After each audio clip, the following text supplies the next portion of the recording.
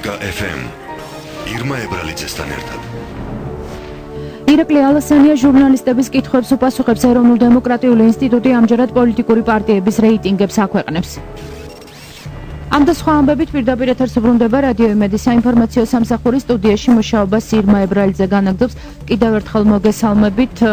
ამ წუთებში უნდა დაიწყოს ირაკლი ალასანიას ბრიფინგი. თავდაცვის მინისტრი დღეს მედიის წარმომადგენელთა შეკითხვებს უპასუხებს. ირაკლი ალასანია ჟურნალისტებთან შეხვედრას თავდაცვის სამინისტროში მართავს. პრესკონფერენცია საქართველოს მთავრობა ღია მმართველობის ფარგლებში იმართება და ის ამ წუთებში უნდა დაიწყოს. პრესკონფერენციას დაწყებისთანავე ჩვენ პირდაპირ ეთერში შემოგთავაზებთ. მანამდე გეტყვით, რომ შინაგან საქმეთა მინისტრი ირაკლი ღარიბაშვილი მოახლოებული საპრეზიდენტო არჩევნებთან დაკავშირებით CSKO-ს თავმჯდომარე ზურაბ ხარატიშვილს შეხვდა. შეხვედრაზე მინისტრმა არჩევნების მშვიდ და დემოკრატიულ გარემოში ჩატარების მნიშვნელობაზე ისაუბრა და დაადასტურა პოლიციის მზადყოფნა პრევენციული ზომები მიიღოს და აღმოჰყრას ყოველგვარი ექსცესები. შეხვედრაზე მხარეებმა სამუშაო ჯგუფის შექმნის თაობაზე გადაწყვეტილება მიიღეს და როგორც უკვე გითხარით, ირაკლი ალასანია ამ წუთებში ჟურნალისტებს ხვდება. თავდაცვის სამინისტროს ჩვენ პირდაპირ ეთერში ვთავთ.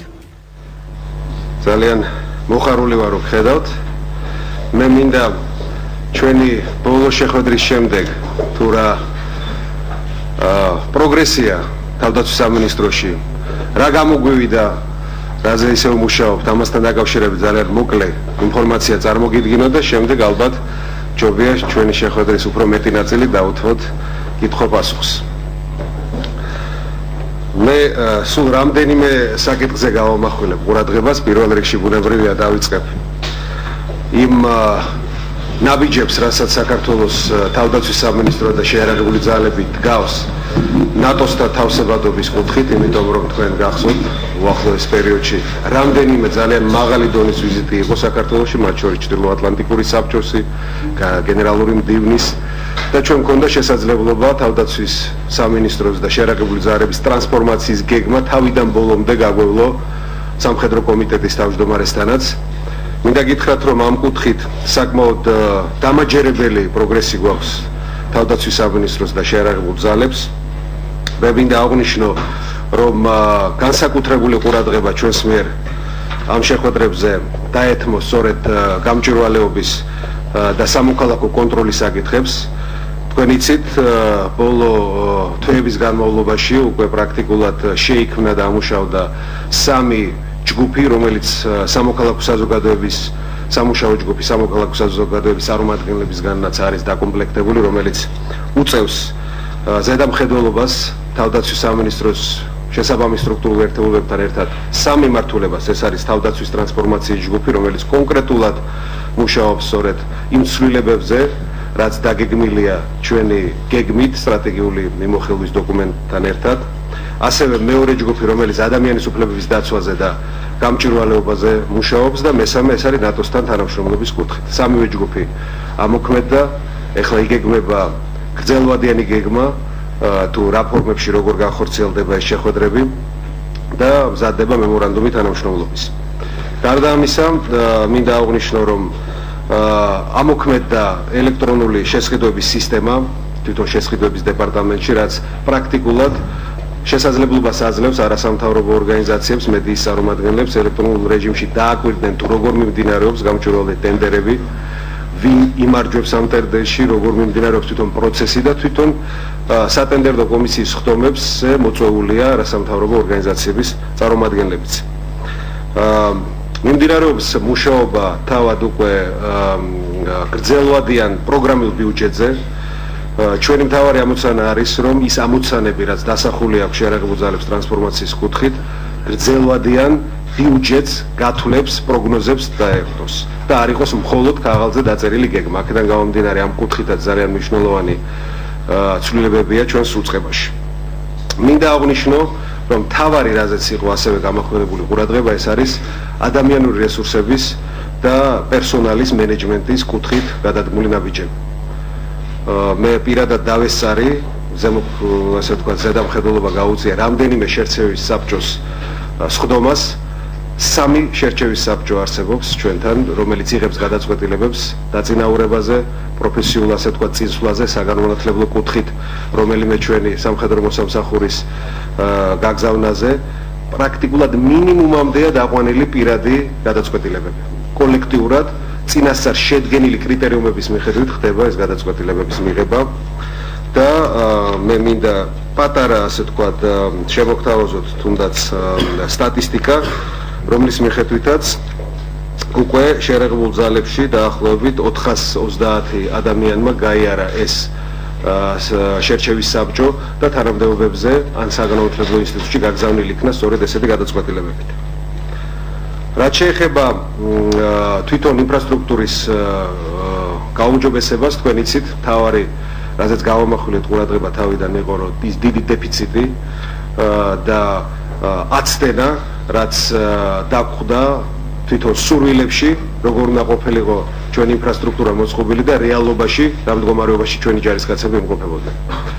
მინდა გითხრათ, რომ დაახლოებით მიმდინარეობს 29 მშენებლობა ამ წუთისთვის, რომლის პრაქტიკულად აღმოსავლეთ საქართველოს ყველა ნაწილი მე მოვინახულე პირად კონტროლზე მაქვს აყვანილი და 22 დაგეგმილი მშენებლობა უნდა დაიწყოს უახლოეს პერიოდში. ეს საგრძნობლად გააუმჯობესებს ჩვენი შერეღებული ძალების ჯარისკაცების კვებითი უზრუნველყოფის პირობებს და საყოფაცხოვრებო პირობებს. მე მინდა გითხრათ, რომ წლის ბოლომდე ყველა ეს პროექტის დასრულების დრო და ვადა გაწერილია და ეს იქნება შესრულებული.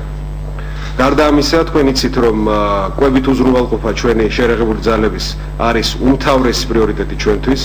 ჩვენ ვექცევით ჩვენი ჯარის კვებას ისევე როგორც საკუთარი ოჯახის, საკუთარი შვილის მომარაგებას კვებით.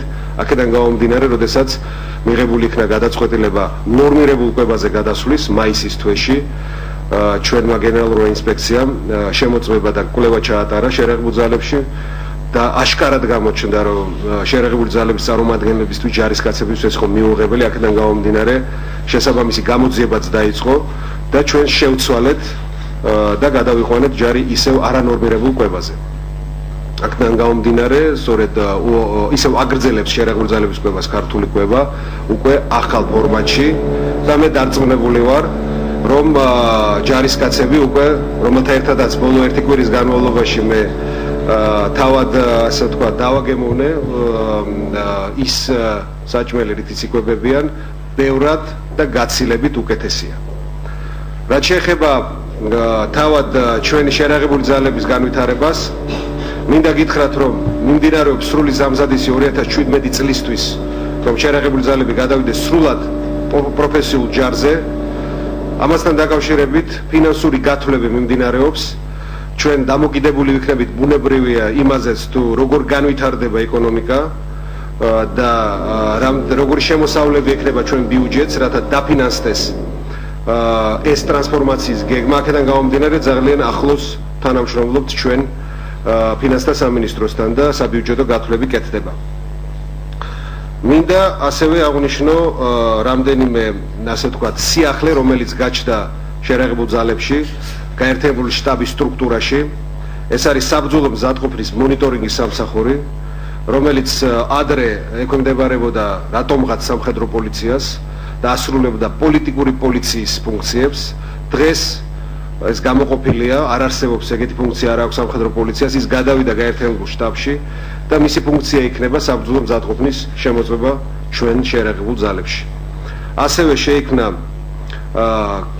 ძალიან სწორი უფლებამოსილების გამიჯვნის სისტემა თავდაცვის სამინისტროსა და შერეღებულ ძალებს გაერთიანებულ შტაბს შორის. ჩვენ ვიღებთ სტრატეგიულ გადაწყვეტილებებს, შექმნილია გადაწყვეტილების მიღები კომისია, ხოლო ოპერატიულ ტაქტიკური დონის სამხედრო გადაწყვეტილებების განხორციელებაში და შემუშავებაში ჩვენ არ ვერევით.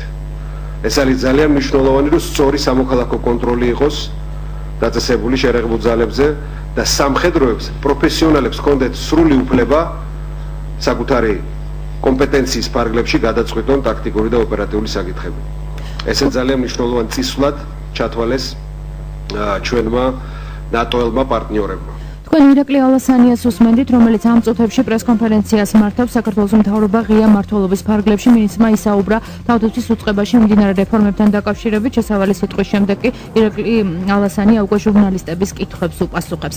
განაგრძობთ გამოშვებას, ეროვნულ დემოკრატიული ინსტიტუტი ამჯერად პოლიტიკური პარტიების რეიტინგებს აქვეყნებს. წინა კვლევასთან შედარებით პრემიერ-მინისტრის ბიძინა ივანიშვილის მოწონების მაჩვენებელი 75%-დან 69%-მდე შემცირდა. ამავე კვლევის მიხედვით 66%-დან 61%-მდეა შემცირებული პარლამენტის თავმჯდომარის დავით უსუფაშვილის მაჩვენებელი. ყველაზე დიდ მოწონებად ფიგურად კი ისევ სრულიად საქართველოს კათოლიკოს პატრიარქი ილია მეორე რჩება და მას კვლევის მიხედვით 92% აქვს.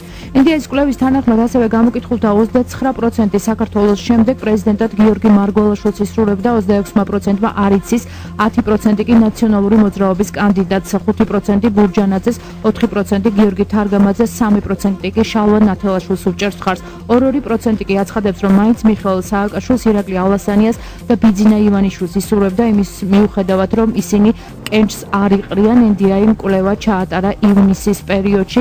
კიდევ რამდენიმე კვლევის შედეგს გაგაცნობთ, მათ შორის NDI-ის კვლევით დავით ბაქრაძე ყველაზე პოპულარული ოპოზიციური ლიდერია, მისი მოწონების მაჩვენებელი 48%-ია. შემდეგ ადგილზე 38%-ით იმყოფება სალომე ზურაბიშვილი, 32%-ით გიორგი თარგამაძე, 28%-ით კახა კუკავა, 25%-ით გიგი უგულავა, 23%-ით კი მიხეილ სააკაშვილი, 21%-ით ნინო ბურჯანაძე, 20%-ით გიორგი ბარამიძე, 17%-ით ვანო მერაბიშვილი, 13% აქვს პავლე კუბლაშვილს, 12% გოკა გაბაშვილს, 11% კი ზურაბ ჯაფარიძეს. რაც შეეხება დეპუტატებს, პარლამენტის წევრებს შორის მოწონების მაჩვენებლით ეკა ბესელია ლიდერობს, მას 52% აქვს, თინა ხიდაშელი კი გამოკითხულთა 51%-ს მოსწონს. შემდეგ ადგილზე შესაბამისად 46, 42 და 51%-ით მოდიან დეპუტატები ზვიად ძიძიგური, კობა დავითაშვილი და მანანა კობახიძე. კვლევა 12-დან 26 ივნისამდე პერიოდში ჩატარდა და საქართველოს მასშტაბით 2328 ადამიანი გამოიკითხა.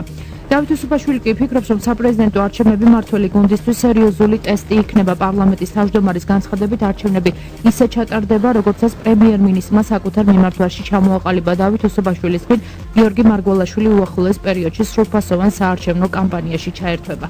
ეს არის ჩვენი ახალი ხელისუფლების კოალიცია ქართული ოცნების განაცხადი, რომ საქართველოში ჩატარდეს სამაგალითოდ სუფთა, სამართლიანი და თავისუფალი არჩევნები. ჩვენი ამასობაში პოლიტიკური გუნდის კანდიდატის გამარჯვება, წარმატება, რა თქმა უნდა, არის ჩვენი როგორც პოლიტიკური გუნდის პრიორიტეტი და კოალიცია ქართული ოცნების კანდიდატი გიორგი მარგველაშვილი უახლოეს დღეებში უკვე სრულფასოვნად შეუდგება წინასაარჩევნო კამპანიას. ჩვენმა უკვე დაიწყეს კამპანია, ამიტომ ამ გაგებით ამ თვალსაზრისით საარჩევნო კამპანია დაწყებულია და მთავრობის ხელისუფლების პარლამენტის ამოცანაა აი ამ ძალიან სერიოზული ტესტის ჩაბარება. ჯერჯერობით უცნობია კონკრეტული თარიღი თუ როდის დატოვებს განათლების მინისტრის პოსტს გიორგი მარგველაშვილი, თუმცა ცნობილია, რომ მინისტრის პოსტზე საკუთარ შემცვლელს ოფიციალურად ხვალ დაასახელებს კოალიციის საპრეზიდენტო კანდიდატს მისი პირველი მოადგილე თამარ სანიკიძე შეცვლის. თავდადien თამარის შერჩევა მოხდა იმ პრინციპით, რომ ბოლო 8 თვის განმავლობაში ყველა იმ სასიკეთო საქმიანობაში, რომელიც განხორციელდა სამინისტროში, ფაქტიურად მის მიერ არის დაგეგმილი და განხორციელებული. ეს არის უაღრესად პროფესიონალი ადამიანი, რომელსაც მე ბევრი წელიწადია ვიცნობ და ერთად მუშაობთ და ვიცი მისი უბადლო ნიჭი ხელმძღვანელობის, მისი უმციკლობა ვიცი და ბუნებრივია აქედან გამომდინარე იქედან რომ დღეს საქართველოს და მით უმეტეს განათლების სისტემა სჭირდება აი ასეთი თანამედროვე სტილის მენეჯერები. მე წარუდგინე მისი კანდიდატურა ბატონ ბიძინა ივანიშვილს და ბატონი ბიძინა დათანხმდა ამ შემოთავაზებას. განათლებისა და მეცნიერების მინისტრების სია რო ჩამოწეროთ, რომელიც დანიშნა ნაციონალურმა მოძრაობამ, შეგიძლიათ იოლად დაასკვნათ, რომ თუ ვინმეს ამ საკითხში ჭკუა არ ეკითხება, ეს არის ნაციონალური მოძრაობა. და გამოშვების ბოლოს თბილისის საქალაქო სასამართლოში რამდენიმე წუთში იმორი სასულიერო პირების პროცესი დაიწყება, რომელსაც 23 მაისს ბრალი შეკრებისა და მანიფესტაციის უფლებების ხელყოფაში უკანონოდ და ძალადობით ხელის შეშლაში წაუყენეს. პარალელურად თბილისის საქალაქო სასამართლოსთან აქციაც მიმდინარეობს. თუ როგორ განვითარდება მოვლენები, ამაზე ჩვენ შემდგომ გამოშვებებში ვისაუბრებთ.